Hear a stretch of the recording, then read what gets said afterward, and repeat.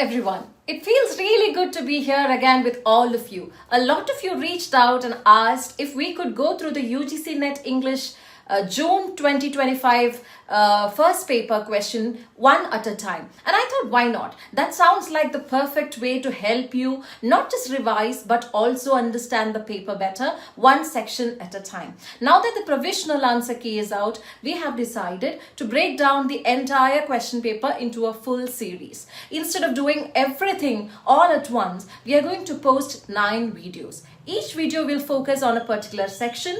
That way, you can follow along more easily, understand the structure of the exam, and focus better on your weaker areas. Here's how we've divided the series.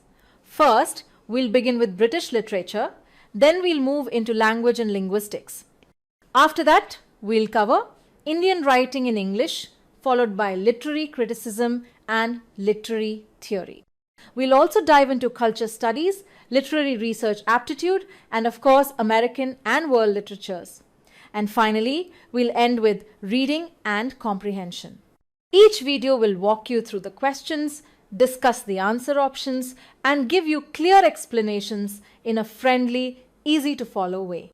I want this to feel like we're studying together, not just reading answers off a screen. So let's begin with the very first section, British literature. Your first question is coming up. Listen carefully and get ready to pause and answer in the comments. Let's do this together. In this section, we have a total of 20 questions. Out of these, 10 are direct multiple choice questions. Then we have 4 questions based on choosing the correct statements. And finally, 6 questions are in the match the following format. We'll take these one group at a time so you can really focus and understand the pattern. For now, let's begin with the direct MCQs. These are the straightforward one question, one answer type. But don't be fooled by how simple they look. Some of them need sharp recall and conceptual clarity. So here comes your first question. Listen carefully. As always, pause the video after the question and options, think about your answer and drop it in the comments. Then we'll discuss the correct answer together and break it down. Alright, let us begin with our very first direct multiple choice question from the British literature section. Here is your question. Identify the poem in which the following lines occur. My babe so beautiful it thrills my heart, with tender gladness thus to look at thee. Now think with me. Could it be A Prayer for My Daughter, that deeply emotional poem by Yeats written for his newborn? Or is it Frost at Midnight, where Coleridge meditates in silence next to his sleeping child? Or maybe it is Lucy Gray, Wordsworth's haunting ballad of innocence and loss? Or do these lines belong to Keats's Ode on Melancholy, filled with classical allusions and intense imagery? Take a moment here. Pause the video, think carefully, drop your answer in the comments. This is where you test your memory and instinct. Ready? The correct answer is Frost at Midnight by Samuel Taylor Coleridge. These lines are found in the 3rd stanza of the poem. Coleridge is sitting beside his sleeping child, reflecting on the peace and stillness around him. The phrase, my babe so beautiful, is not just tender, it is deeply personal. He recalls how he grew up in the noisy confinement of the city, but now dreams of a future for his child that is shaped by nature and its divine language. The child will grow up not in cloisters dim, but in open landscapes filled with lakes, crags, and skies that speak the language of God. Frost at Midnight is not just a poem. It is a soft prayer, a quiet hope, and a father's emotional outpouring wrapped in the beauty of nature and love. Let us move on to the next question and continue the journey through British literature. Let us see how closely you remember Yeats' poetic world. Here is your question. Identify the set of poems written by W.B. Yeats. Now listen carefully to the options. Is it The Second Coming, Death of Saurabh, Lapis Lazuli, and Easter 1916? That sounds promising, but wait, is Death of Saurabh even written by Yeats? Or is it The Homecoming, Among School Children, Byzantium, and When You Are Old? There are some strong Yeats poems there, but what about The Homecoming? How about Sailing to Byzantium, Leda, and The Swan, The Second Coming, and The House of Life. Again, powerful titles, but one of them feels like it belongs to someone else. Or is it No Second Troy, Lapis Lazuli, Easter 1916, and When You Are Old? Every single title sounds familiar from Yeats's collections, doesn't it? Take your time here, pause the video if you need to, go with your instinct, and post your answer in the comments. I'm curious to see what you pick. All set? The correct answer is the fourth option, No Second Troy, Lapis Lazuli, Easter 1916, and When You Are Old. All four poems are written by William Butler Yeats. Let us take a moment to recall why this is the right answer. No Second Troy is Yeats' reflection on his deep and often painful relationship with Maud Gonye. He compares her to Helen of Troy, making the poem both personal and mythical. Lapis Lazuli is a beautiful meditation on the role of art in the face of chaos. Inspired by a small carving, the poem imagines how true artists remain calm even as the world around them falls apart. Easter 1916 is one of Yeats' most politically charged poems. It captures his conflicted emotions about the Irish nationalist uprising. He honors the courage of the rebels even as he questions the cost of their sacrifice. And When You Are Old is a tender and haunting poem that speaks of unrequited love and the inevitability of time. Yeats imagines the woman he loved growing old and remembering how deeply he once loved her soul. This set reflects Yeats's emotional depth, political vision, and artistic brilliance. As for the other options, Death of Sohrab was written by Matthew Arnold, not Yeats. The House of Life belongs to Dante Gabriel Rossetti. And The Homecoming is more often associated with Rabindranath Tagore or Bruce Daw, not Yeats. So once again, the fourth option was the one to trust. Let us now move to the next question. You're doing great. This one checks how well you remember the full title of a classic 18th century poem. And trust me, this is the kind of detail UGC NET loves to test. Here is your question. Identify the subtitle of Oliver Goldsmith's semi-autobiographical poem, The Traveller. Now here are your options. Listen closely. Is it A Prospect of Society? That sounds thoughtful and reflective. Or is it The Citizen of the World? That feels like it might come from a travelogue or a philosophical work.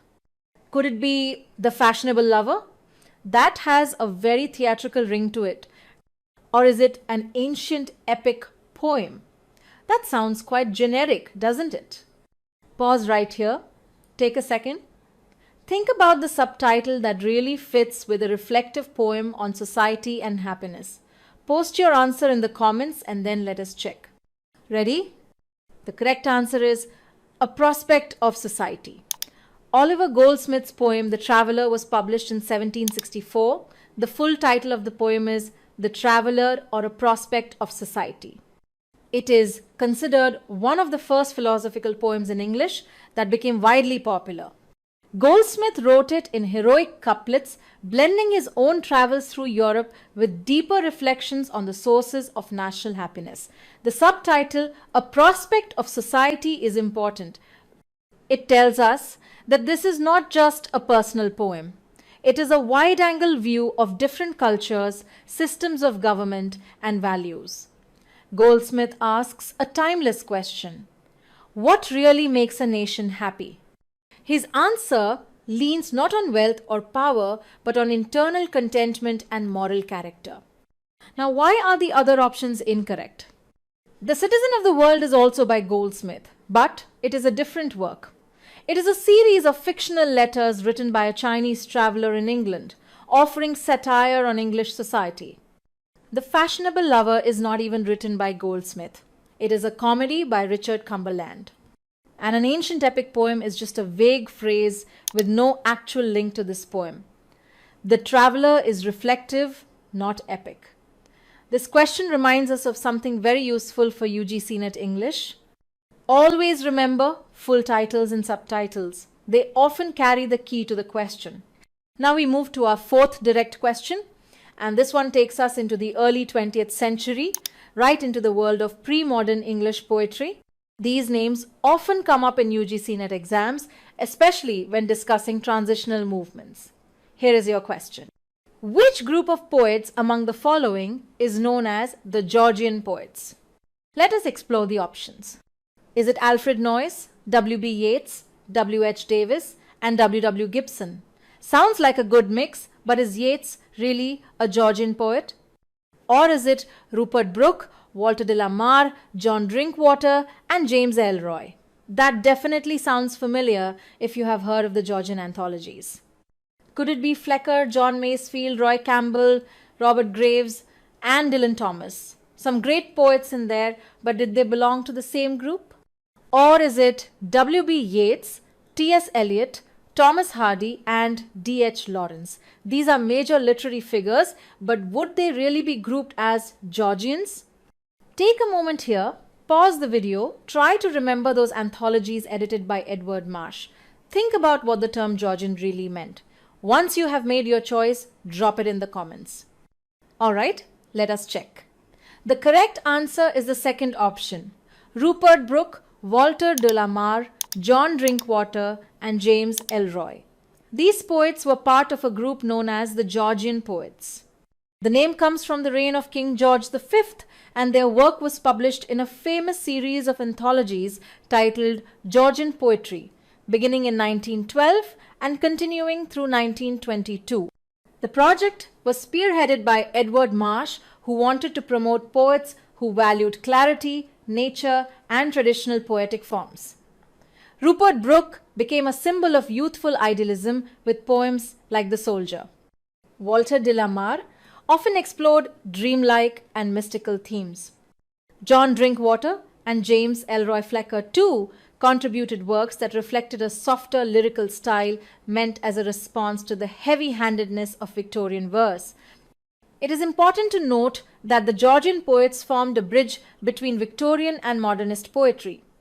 Although later overshadowed by the likes of T.S. Eliot and Ezra Pound, they captured the mood of a pre-war world clinging to beauty and form. The other options are incorrect for a few reasons. Yeats and Eliot are considered modernists. Dylan Thomas came later and was associated with different movements. Roy Campbell and Masefield do not fully fit the Georgian identity, even though Robert Graves was once part of the Georgian group. So once again, the second group gives you the right combination. Let us continue with our fifth question. This one shifts our focus from British poets to the early roots of English poetry in South Africa. A commonly asked fact-based question, so listen carefully. Here is your question. Who among the following is considered as the father of South African English poetry? Now, is it Rider Haggard, known for his adventure novels filled with lost cities and buried treasures? Or is it Thomas Pringle, a name often linked with both abolitionism and early colonial literature? Could it be John Buchan, who gave us thrillers like The 39 Steps? Or maybe Percy Fitzpatrick, remembered for his story about Jock of the Bushveld? Pause here and think. Who among them truly laid the foundation for English poetry in South Africa? Share your guess in the comments before we move ahead. Ready? The correct answer is Thomas Pringle. Born in Scotland in the year 1789, Pringle migrated to South Africa in 1820 and became one of the first poets to capture the region's landscapes, cultures, and colonial struggles in the English language. His work, African Sketches, reflected both the natural beauty of South Africa and the tensions of settler life.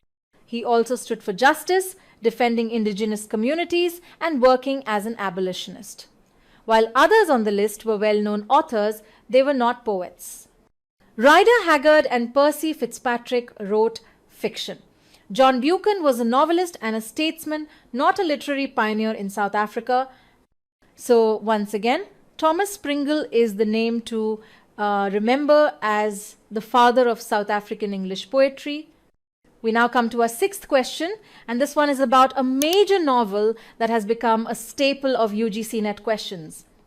It is about George Eliot's Middlemarch, a work many of us know as a single large novel.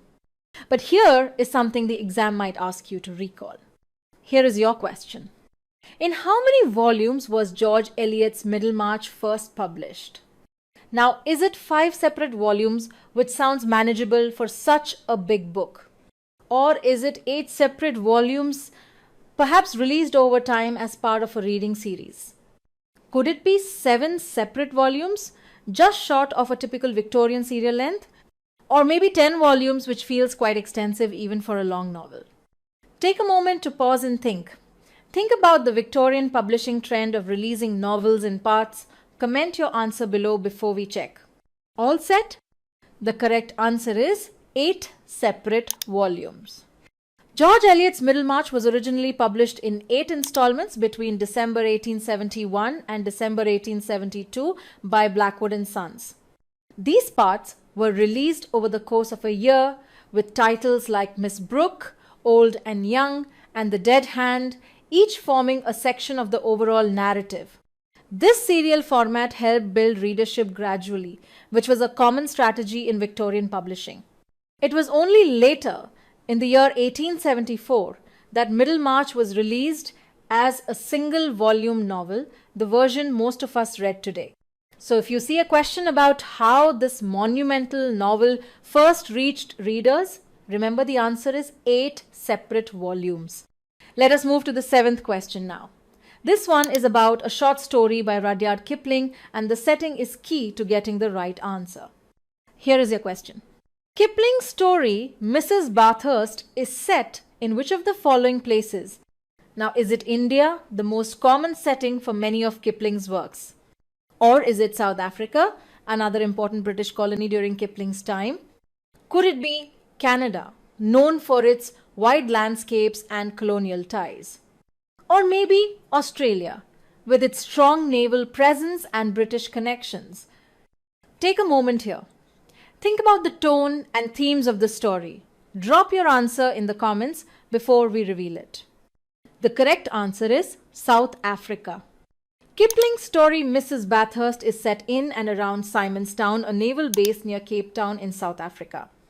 The story first appeared in Windsor magazine in the year 1904 and was later included in the collection Traffics and Discoveries.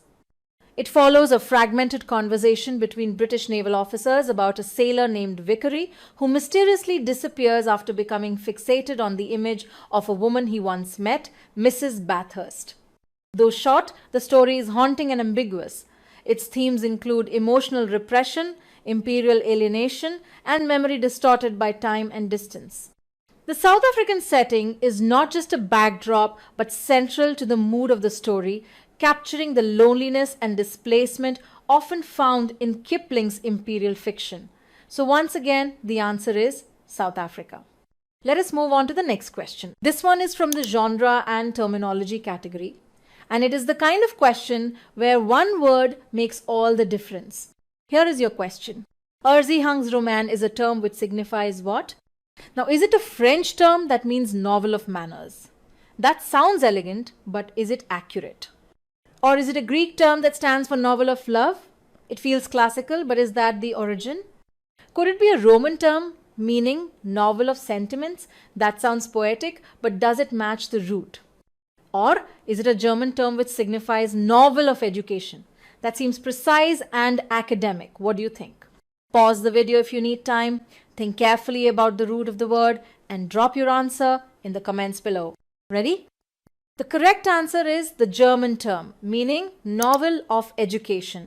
Erzählungsroman is a German word closely related to the Bildungsroman, but with a sharper focus on the educational journey of the protagonist. While a Bildungsroman explores personal and psychological development from youth to adulthood, the Erzählungsroman narrows that down to show how education, both formal and informal, shapes the mind, morals, and beliefs of the main character. These novels often feature a young, impressionable protagonist who is shaped by schools, mentors, and social forces. A classic example is Goethe's Wilhelm Meister's Apprenticeship, which is central to both terms. Rousseau's Emile is often mentioned too, even though it was written in French. So remember, Erzählungsroman means novel of education, and it comes from German literary tradition. Let us continue to the next question. We are now at question number 9, and this one is about authorship. Questions like these test how well you can match a writer to their body of work. Let us see how you do with this one. Here is your question. Which of the following works is not written by William Cooper? Now, is it Scenes from Provincial Life? That quiet, realistic novel often linked to the angry young men movement? Or is it Scenes from Married Life? Sounds like a natural continuation of the same world. Could it be the Field Marshal's Memoirs? That title feels a bit different, more military and formal. Or is it Memoirs of a New Man? A title that seems to fit Cooper's reflective and autobiographical tone. Take a pause here. Think about the kind of stories William Cooper usually wrote. Drop your answer in the comments before we reveal it. The correct answer is The Field Marshal's Memoirs. This work is not by William Cooper. It was written by John Masters, a British author known for his novels about British India and military life. The Field Marshal's Memoirs is centered on themes of war, leadership, and empire, which are very different from the everyday realism found in Cooper's writing. William Cooper, whose real name was H.S. Hoff, is best known for Scenes from Provincial Life, a landmark novel in British post-war fiction. His other works like Scenes from Married Life and Memoirs of a New Man continue that semi-autobiographical narrative style, dealing with the life of ordinary English people, civil servants, writers, and quiet emotional struggles. So the odd one out is The Field Marshal's Memoirs. Here comes your 10th and final question for this section on British literature. Let us finish strong. Here is your question. Which of the following works is written by Joseph Conrad? Now, is it Tales of Unrest? That sounds like a collection dealing with tension and conflict. Or is it The Madonna of the Future and Other Tales, which feels more like something from a psychological or artistic lens? Could it be The Two Magics? That title brings to mind supernatural or symbolic stories. Or is it The Spoils of Poynton, which suggests family drama and inheritance? Pause for a moment and think about Conrad's usual themes: colonialism, moral ambiguity, isolation. Drop your answer in the comments below. The correct answer is Tales of Unrest. Published in the year 1898, Tales of Unrest was Joseph Conrad's first collection of short stories.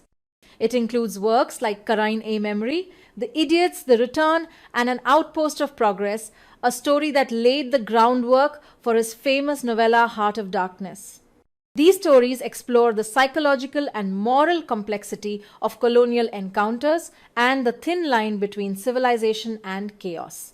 The other options are all works by Henry James. The Madonna of the Future, The Two Magics, and The Spoils of Poynton reflect James's focus on consciousness, inheritance, and artistic struggle, very different from Conrad's narrative world. So once again, the correct answer is Tales of Unrest by Joseph Conrad. That brings us to the end of the direct MCQs from British literature. In the next video, we will move on to statement-based questions. Let me know in the comments how many you got right and if you want me to cover any of these works in detail. We now begin the statement-based questions from British literature. These questions require close reading and a strong memory of authors and their works. Let us test your eye for detail. Here is your question. Read the following statements carefully and find out the correct ones.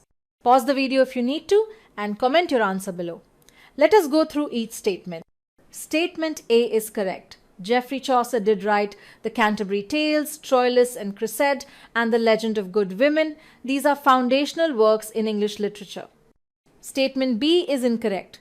While John Milton did write Comus and Paradise Lost, Astrophel and Stella was actually written by Sir Philip Sidney. Statement C is also incorrect. The Rime of the Ancient Mariner and Christabel are by Coleridge, but The Curse of Kehama was written by Robert Southey. Statement D is correct.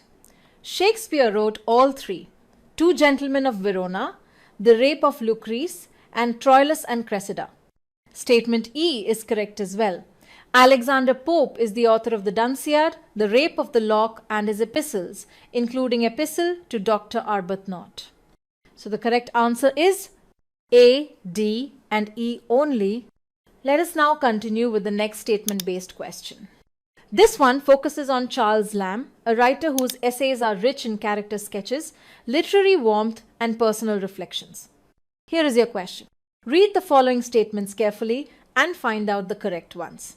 Pause the video if you want more time and leave your answer in the comments below. Let us check each statement one by one. Statement A is correct. Lamb and Coleridge were close friends from their school days at Christ's Hospital. Lamb supported the poetic ideas of Wordsworth, although he was not a formal literary critic himself. Statement B is incorrect. In fact, Lamb was deeply drawn to London. He wrote affectionately about the city, its crowds, and its charm, especially in his essays of Elia. Statement C is correct. Lamb gave us warm and vivid pen portraits of his contemporaries. His sketches of Coleridge, Hazlitt, and others remain some of the most memorable character studies in English prose. Statement D is incorrect. While Lamb wrote essays of Elia and co-authored tales from Shakespeare with his sister Mary Lamb, The Revolt of the Tartars was written by Thomas de Quincey. Statement E is correct. Lamb had a deep admiration for Old English writers like Thomas Browne and Fuller. His style often included their old-fashioned phrases and expressions, giving his writing a unique charm. So the correct answer is A, C, and E only. Let us now take up our third statement type question. This one is focused on Virginia Woolf and her powerful insights about women, both in literature and in real life. Here is your question. Choose the statements given by Virginia Woolf about women. Comment your answer below before we dive into the explanation. Ready? Let us go through them. Statement A is incorrect. Virginia Woolf never said women are born stupid. In fact, her work challenges that very stereotype. Statement B is correct. In A Room of One's Own, Woolf observes that women in fiction are often placed at the center of powerful stories, influencing kings and conquerors. Statement C is also correct. She famously wrote that women fill the pages of poetry but are almost entirely missing from history. This captures her argument about the gap between women's literary presence and their historical invisibility. Statement D is incorrect. Woolf did not criticize Shakespeare for how he portrayed women. In fact, she praised his creative imagination and suggested that if he had a sister with equal talent, she would have been denied the same opportunities. Statement E is correct. Woolf wrote that in real life, the average woman of earlier centuries could hardly read or write and was legally treated as the property of her husband. This was part of her larger argument about the systemic barriers women faced. So the correct answer is B, C, and E only. Let us now move on to the next question. This one tests how well you know the writing styles and personalities of key Victorian thinkers. Choose the correct statements from the following. Was Macaulay a practical man of affairs, rejoicing in the progress of his beloved country? Was Ruskin like a Hebrew prophet crying woe to them that are at ease in Zion? Was Arnold like a cultivated Greek, soft-spoken but quietly judging your culture?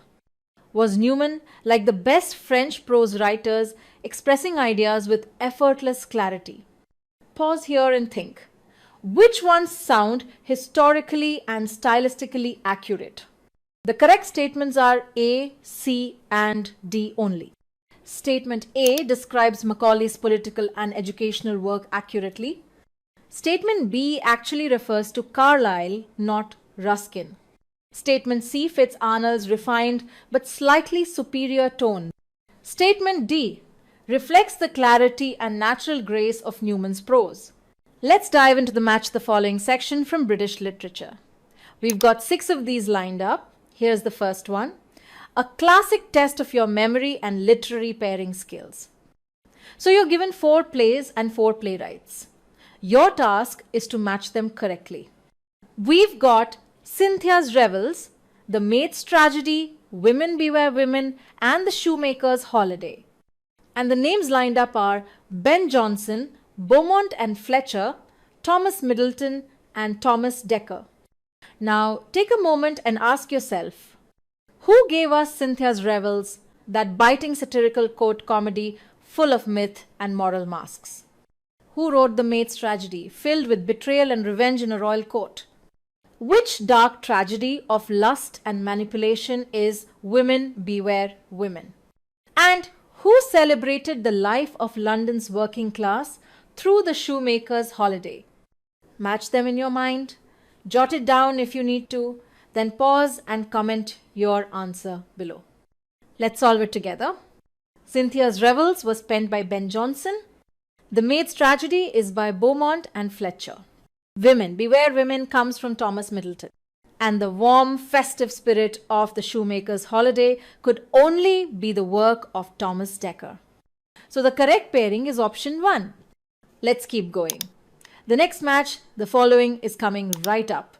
This one is all about lines and authors. You will definitely recognize some of these, but the trick is to match them with precision. Let us hear the lines first. One day I wrote her name upon the strand, but came the waves and washed it away. Under the greenwood tree, who loves to lie with me and turn his merry note unto the sweet bird's note. The curfew tolls the knell of parting day, the lowing herd winds slowly o'er the lea. Remember how we picked the daffodils? Nobody else remembers, but I remember. Now take a breath. Picture the tone of each line. Can you feel the Renaissance love sonnet in the first? Do you hear the pastoral joy in the second? The slow march of evening in the third? And the quiet grief in the last? So who wrote them? Is the first line the voice of Spenser? Or maybe Shakespeare? The woodland song, could that be from a play? What about the curfew bell and grazing cattle? Does that take you back to Gray's elegy? And the daffodils? Not Wordsworth this time, but a much later, more personal voice. Let us match them now. One day I wrote her name upon the strand is by Edmund Spenser from Amorati's Sonnet 75, where he tries to immortalize love through verse. Under the greenwood tree comes from William Shakespeare's As You Like It, a joyful celebration of pastoral life. The curfew tolls the knell of parting day is the opening of Thomas Gray's elegy written in a country churchyard, a quiet meditation on death and obscurity. And Remember How We Picked the Daffodils is a deeply personal line by Ted Hughes, reflecting on memory and loss in his poem Daffodils. So the correct matching is option 2. Let us keep going. The next one is ready. This time the focus is on poets and their defining features. You'll need to connect voices with visions and poetic style with personal stance. Here's what you have in front of you. One poet turned his back on what he called 2 decades of hypocrisy. Another draws heavily on Welsh traditions and the power of spoken word. One speaks as a middle-brow voice of his time, blending nostalgia with public connection. And another wrestles with the romantic tradition, sometimes embracing it, sometimes resisting. Now, let us connect these voices with the names. Do those Welsh rhythms remind you of Dylan Thomas? Who among them rejected the interwar moral confusion? Was it Auden? That middle-brow sensibility, looking fondly at the past. Could it be Betjeman? And who, with cool irony and quiet rebellion, played with romantic ideals? Is that Larkin? Let's match them now. The line about hypocrisy belongs to W.H. Auden, who distanced himself from the shallow moralism of his time. The oral beauty and lyrical magic grounded in Welsh tradition point clearly to Dylan Thomas. The middle-brow voice that bridges public taste and poetic nostalgia is John Betjeman. And the poet who rethinks romantic ideas through post-war realism is none other than Philip Larkin. So your correct option is 3. Auden with the rejection of hypocrisy. Thomas with Welsh spoken rhythms. Betjeman with middle-brow adjustment. And Larkin with a reworking of the romantic mode. Ready for the next one? Let us go on. Let us move on to the next match, the following. This one is all about novels and their subtitles. These are often asked in UGC NET, and getting them right shows your attention to detail. You are given 4 famous novels: Silas Marner, Sybil, Frankenstein, and Oliver Twist. and your task is to match them with their correct subtitles: The Modern Prometheus, The Parish Boy's Progress, The Two Nations, and The Weaver of Ravelot. Now let us think. Which novel tells the story of a reclusive man whose life is transformed by a child and a village? Which one explores the vast gap between rich and poor during the Industrial Revolution? Which novel warns us about scientific ambition and unnatural creation? And which follows the hardships of an orphan boy through the cruelty of Victorian society? Let us match them now. Silas Marner is subtitled The Weaver of Ravelot, a tale of isolation, gold, love, and moral rebirth. Sybil carries the subtitle The Two Nations, referring to the sharp divide between the wealthy and the working class. Frankenstein is famously subtitled The Modern Prometheus, a story of creation and the consequences of playing God. And Oliver Twist is known as The Parish Boy's Progress, echoing the Pilgrim's Progress but rooted in harsh social reality. So the correct match is Silas Marner with The Weaver of Ravelot, Sybil with The Two Nations, Frankenstein with The Modern Prometheus, and Oliver Twist with The Parish Boy's Progress. Let us move on to the next one. This time it is all about D.H. Lawrence and the unforgettable characters from his novels. If you remember Who Loved Whom and in which book, this one is for you. You have 4 character pairs are Ursula and Skrybensky, Gudrun and Gerald, Connie and Mellors, and Miriam and Paul. Now think. Which pair explores passion and freedom in a country estate?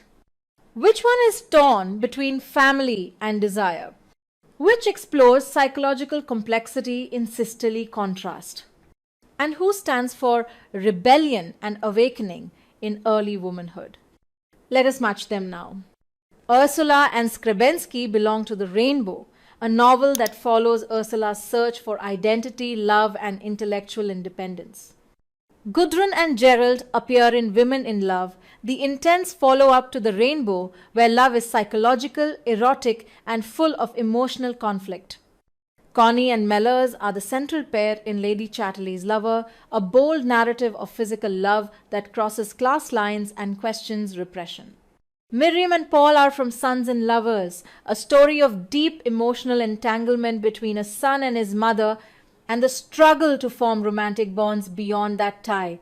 So the correct pairing is Ursula and Skrybensky in The Rainbow, Gudrun and Gerald in Women in Love, Connie and Mellors in Lady Chatterley's Lover, and finally Miriam and Paul in Sons and Lovers. Only one more to go in this section. Let us finish strong. This one blends political essays, literary criticism, and moral allegories. Let us match each author to their most iconic work.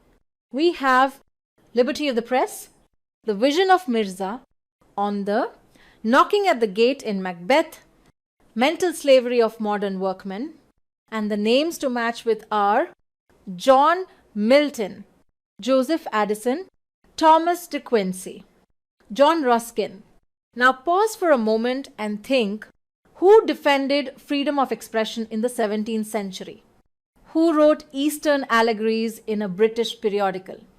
Who analyzed the sudden sound in Shakespeare's darkest tragedy?